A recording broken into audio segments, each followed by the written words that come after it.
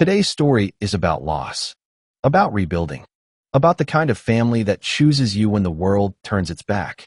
It's the story of a young husband, a father of two toddler girls, who loses everything in a single moment and finds a new life in the most unexpected place. It was a quiet Tuesday morning, the kind of morning that feels ordinary, the kind you never expect to become the dividing line between before and after. Evan woke to the smell of coffee and the sound of his daughters giggling in the kitchen. His wife, Marissa, was humming while slicing strawberries. Sunlight spilled across the counter. It was peaceful, warm, normal. And then everything shattered. Marissa's smile faded, her eyes unfocused. She collapsed before Evan could reach her. A brain aneurysm. Sudden, catastrophic, final. By 10:14 a.m., Evan was a widower. His daughters were motherless, and the world he knew was gone. Grief swallowed him whole. He couldn't sleep, couldn't eat, could barely breathe. After 3 days of drowning, he packed the girls into the car and drove to the only place he thought he could find help, his parents' home. His mother opened the door with a frown. His father didn't even stand up. "I need help," Evan whispered. "Just for a little while. I can't do this alone." His father muted the TV. "You're a grown man," he said. "You'll figure it out." His mother added, "We raised our kids. We're done with that stage." And just like that, the door closed. Not physically, emotionally, permanently. Evan buckled his daughters back into the car seats and drove away without another word. He didn't know where else to go, until he saw the highway sign pointing toward the small rural town where Marissa grew up, her parents' farmstead. He pulled into the gravel driveway at sunset, exhausted and broken. Marissa's mother, Helen, ran out the front door the moment she saw him. She didn't ask questions. She didn't hesitate. She wrapped her arms around him and the girls, crying into his shoulder. "You stay as long as you need," she whispered. "This is your home." And for the first time since Marissa died, Evan felt air fill his lungs. Life on the farm was hard, but healing. Evan woke before dawn to help Marissa's father, Tom, with chores, feeding animals, repairing fences, hauling hay. The physical work steadied him. The girls thrived, chasing barn cats, gathering eggs, laughing again. At night, after everyone slept, Evan opened his laptop at the old kitchen table.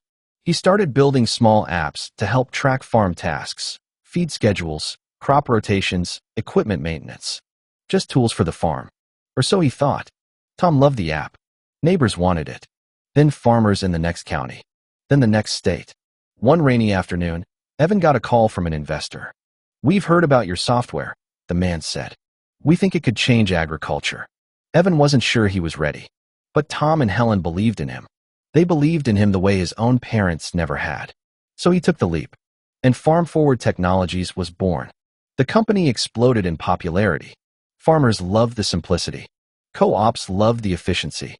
Investors loved the scalability. Within a few years, Evan had built one of the fastest growing AG tech companies in the Midwest. But he never left the farm. He still woke before dawn, still helped with chores, still tucked his daughters into bed every night. And when the first major profit check arrived, he didn't buy a new house. He didn't buy a new car. He paid off the farm. "You saved me," he told Tom and Helen. "Let me return the favor." Helen cried. Tom hugged him like a son, because he was one. One summer afternoon, a shiny SUV pulled into the driveway. Evan's parents stepped out, smiling, as if they hadn't slammed the door in his face years earlier. "We heard you've done well," his mother said. "Family helps family." Evan stared at her. "Family," he repeated.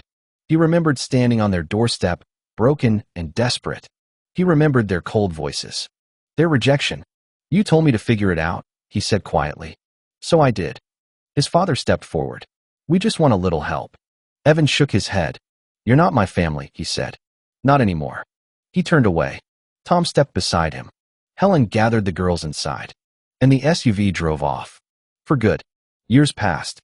The girls grew into brilliant young women. Lily became an engineer, designing agricultural robotics. June studied environmental science, determined to heal the land. Together, they helped Evan launch Farm Forward 3.0, a platform that revolutionized farming again. But time touched the farmstead too. Tom grew ill. He passed away in early spring, peacefully, with Helen holding his hand. The entire town came to the funeral. Evan delivered the eulogy. "He saved my life," he said, "and I will carry his legacy forward." And he did. A research center was built in Tom's name. Students and farmers came from across the country to learn sustainable agriculture. Lily and June returned home after college, joining the company and the farm.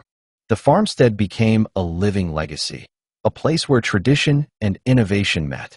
Helen passed peacefully 2 years later, and Evan stood at the edge of the orchard Tom planted, watching his daughters teach the next generation.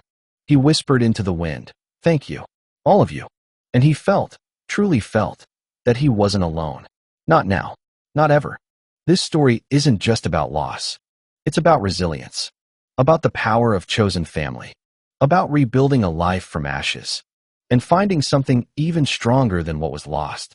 If you enjoyed this story, make sure to like, subscribe, and share it with someone who needs a reminder that hope can grow anywhere, even in the darkest soil.